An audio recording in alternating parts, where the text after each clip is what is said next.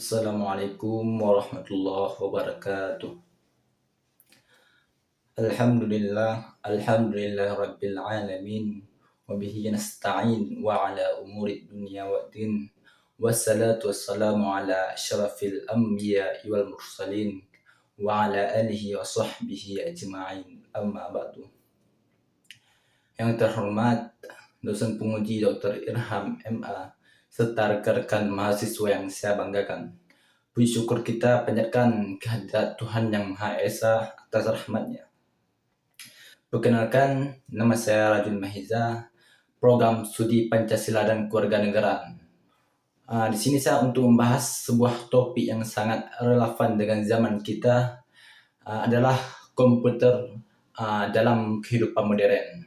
Di era digital ini, komputer telah menjadi bagian penting dari sistem kerja modern dan kehidupan sehari-hari. Memungkinkan berbagai proses dilakukan secara otomatis, cepat dan efisien. Kita hidup di zaman di mana komputer bukan lagi sekedar alat bantu, melainkan tulang punggung dari hampir setiap bidang kehidupan, seperti pendidikan, bisnis, dan hiburan. Dalam beberapa menit ke depan, kita akan mengulas manfaat dan tantangan utama dari interaksi komputer dalam masyarakat modern. Kemudian apa sih sebenarnya pengertian komputer itu sendiri, terutama di zaman sekarang ini yang kita rasakan. Pertama, definisi komputer yang evolusioner. Jadi, secara definisi klasik, komputer adalah perangkat elektronik yang memanipulasi informasi atau data. Komputer mampu menyimpan, mengambil, dan mengolah data. Robert Haji Bismer bahkan menjelaskan bahwa komputer menerima input, memprosesnya, menyimpan perintah, dan menghasilkan output berupa informasi yang lengkap. Intinya, mesin hitung super canggih, tapi definisi itu sudah berkembang jauh di era modern. Komputer zaman sekarang bukan lagi cuma kotak besar di meja kerja. Di kehidupan modern, komputer berevolusi menjadi segala sesuatu yang memiliki kemampuan komputasi. Smartphone disaku, tablet, laptop, bahkan sistem mobil atau mesin ATM, semuanya adalah bentuk komputer. Mereka terhubung dalam suatu sistem kerja yang saling terkoneksi. Jadi pengertiannya lebih luas dari sekedar personal komputer desktop. Ini adalah sebuah otak elektronik yang membantu kita mengolah data di berbagai perangkat. Media komunikasi global. Dengan adanya internet, komputer menjadi media penghubung tanpa batas. Kita bisa email, video, atau mengakses informasi dari seluruh dunia secara instan. Edukasi dan akses informasi, komputer merevolusi secara kita belajar. Materi pembelajaran, jurnal, dan kursus online semua tersedia melalui komputer. Bahkan presentasi seperti ini adalah satu media pembelajaran modern yang memanfaatkan teknologi komputer dan jaringan. Hiburan, streaming, film, musik, gaming, semua berjalan di atas sistem komputer. Bahkan di sektor kesehatan dan medis, komputer digunakan untuk melacak catatan pasien, diagnosis, hingga röntgen. Luar biasa, hampir semua aspek kehidupan kita telah ditransformasi oleh teknologi ini. Yang kedua, peran sentral komputer dalam kehidupan modern. Nah, sekarang mari kita bahas perannya. Coba sebutkan satu hal yang kita lakukan hari ini yang tidak melibatkan komputer. Sepertinya tidak ada. Dari bangun tidur, cek notifikasi di HP, itu termasuk komputer. Bekerja pakai laptop, juga komputer. Sampai nanti tidur pasang alarm, juga termasuk komputer lagi. Itulah poinnya. Kenapa komputer sangat penting dalam kehidupan modern? Perannya meliputi yaitu meningkatkan produktivitas dan efisien, komputer mengotomatisasi tugas berulang di bisnis, perintahan, dan industri, membuat pekerjaan jadi lebih cepat dan tepat. Assalamualaikum warahmatullahi wabarakatuh. Perkenalkan, nama saya Rahmati Onzila dengan NIM 24111040. Di sini saya akan menjelaskan fungsi komputer. Fungsi komputer secara umum adalah untuk memperoleh data menjadi informasi yang berguna. Fungsi komputer ada 5. Yang pertama yaitu input. Input itu menerima data atau perintah dari pengguna melalui perangkat seperti keyboard, mouse, atau kamera. Yang kedua ada proses. Mengolah data yang diterima menggunakan program atau perangkat lunak, misalnya menghitung, mengurutkan, dan mengubah format. Yang ketiga ada output.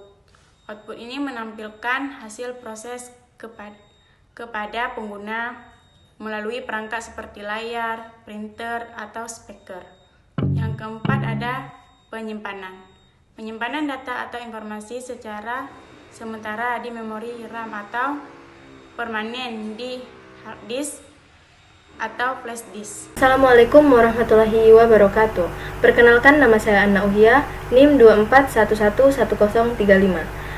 Saya dari kelompok 1 ingin menjelaskan tentang kelebihan dan kekurangan komputer. Komputer memiliki banyak kelebihan yang sangat membantu dalam kehidupan sehari-hari. Komputer mampu memproses data dengan sangat cepat dan akurat, sehingga pekerjaan seperti menghitung, mengolah data, dan mengetik dapat diselesaikan dalam waktu yang singkat. Selain itu, komputer dapat menyimpan data dalam jumlah besar, baik berupa dokumen, gambar, video, maupun aplikasi, sehingga memudahkan pengguna dalam mengatur dan mencari kembali informasi.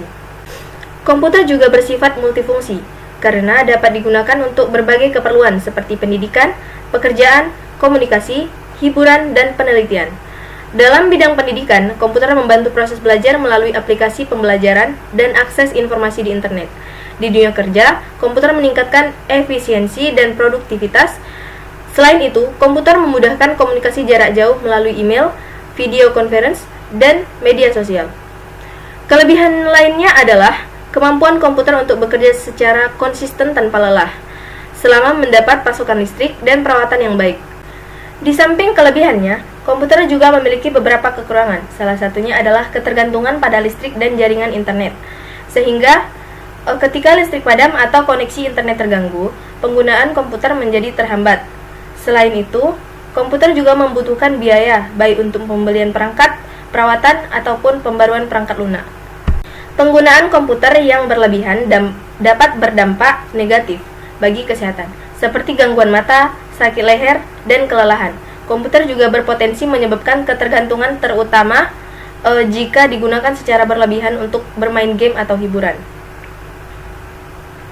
Kekurangan lainnya adalah resiko keamanan data, seperti serangan virus, peretasan, dan pencurian data pribadi.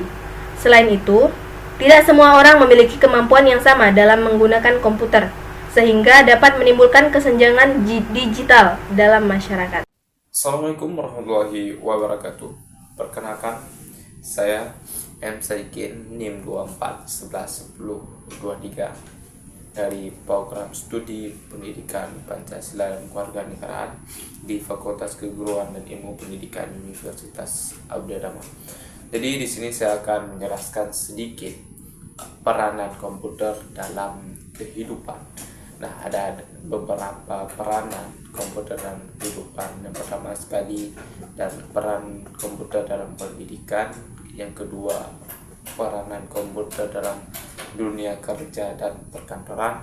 Kemudian juga peran komputer dalam ekonomi dan bisnis, peranan komputer dalam pemerintahan, dan lain-lain. Nah, yang pertama sekali saya di sini menjelaskan tentang peranan komputer dalam pendidikan. Komputer itu sangat berperan dalam meningkatkan kualitas dan pemerataan pendidikan, antara lain media interaktif, itu mengkajikan materi dalam bentuk video, animasi, simulasi, dan presentasi, sehingga lebih mudah dipahami seperti itu. Itu peranan komputer yang pertama dalam pendidikan. Kemudian yang kedua, peran komputer dalam dunia kerja dan perkantoran. Di lingkungan kerja itu komputer menjadi alat utama untuk meningkatkan efisiensi, yaitu pengolahan dokumen, mengetik surat, laporan, proposal, dan arsip digital. Itu peran komputer dalam dunia kerja dan perkantoran. Dan yang ketiga, ada peranan komputer dalam ekonomi dan bisnis. Bagaimana peran komputer dalam ekonomi dan bisnis? Komputer itu mendukung pertumbuhan ekonomi modern. Nah, seperti hari ini, transaksi keuangan, perbankan digital, ATM, dan pembayaran online. Nah, itu yang ketiga, peranan komputer dalam ekonomi dan bisnis. Kemudian yang keempat, peran komputer dalam pemerintahan. Komputer itu berperan dalam meningkatkan pelayanan publik seperti transparansi dan akuntabilitas. Itu mempermudah pengawasan dan pelaporan. Yang kelima, peran komputer dalam kesehatan. Di bidang kesehatan, dia membantu penyelamatan dan peningkatan kualitas hidup. Rekam medis elektronik itu penyimpanan data efisiensi secara aman. Itu peranan komputer di dalam kesehatan. Yang keenam, itu peranan komputer dalam komunikasi dan informasi. Komputer dia mempercepat arus informasi. Salah satunya adalah akses informasi global, internet sebagai sumber ilmu dan berita, kemudian media sosial, penyimpanan informasi. Nah, yang ketujuh, peranan komputer dalam industri dan teknologi. Dalam sektor industri, komputer meningkatkan produktivitas, desain, dan rekayasa. Itu menggunakan CAD atau CAM untuk perancangan produk. Nah, selanjutnya peranan komputer dalam hiburan. Nah, komputer ini juga berperan dalam hiburan. Nah, contohnya media hiburan, game, musik, film, dan animasi lainnya. Kemudian yang ke-9, peranan komputer dalam keamanan dan pertahanan. Komputer mendukung keamanan nasional, sistem pengawasan. Salah satu contohnya yang sering kita pakai yaitu CCTV dan monitoring digital, keamanan siber, melindungi data dari kejahatan digital, simulasi militer, perencanaan strategi pertahanan. Nah, kesimpulannya dari ke-9 peranan yang saya jelaskan itu, komputer itu memiliki peranan yang sangat luas menurut saya dan strategis. Kenapa? Dalam hampir seluruh aspek kehidupan manusia sekarang, itu keberadaan komputer membantu pekerjaan menjadi lebih cepat, akurat, efisien, serta mendorong kemajuan ilmu pengetahuan dan teknologi. Assalamualaikum warahmatullahi wabarakatuh. Perkenalkan, nama saya Rinti Antisari. Saya dari kelompok 1. Baiklah, di sini saya akan menjelaskan tentang kesimpulan. Komputer telah menjadi bagian integral dari kehidupan modern, memainkan peran penting dalam berbagai aspek kehidupan, termasuk pendidikan bisnis, komunikasi, dan hiburan. Fungsi komputer yang utama adalah sebagai alat pengolahan informasi, memungkinkan penggunaan untuk mengakses, mengelola, dan menyebarkan informasi dengan cepat dan efisien. Nah, peranan komputer dalam kehidupan modern sangat luas Ada beberapa, yaitu antara lainnya ada mempermudah akses informasi dan komunikasi.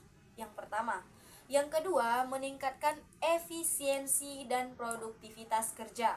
Yang ketiga ada membantu dalam pengambilan keputusan dengan menyediakan data dan analisis yang akurat. Yang keempat, memungkinkan pengembangan teknologi baru dan inovasi. Yang kelima, membuka peluang baru dalam bidang pendidikan, bisnis, dan hiburan. Dengan demikian, kesimpulan yang dapat saya sampaikan, lebih dan kurang saya mohon maaf. Wabillahi taufiq wal hidayah. Wassalamualaikum warahmatullahi wabarakatuh.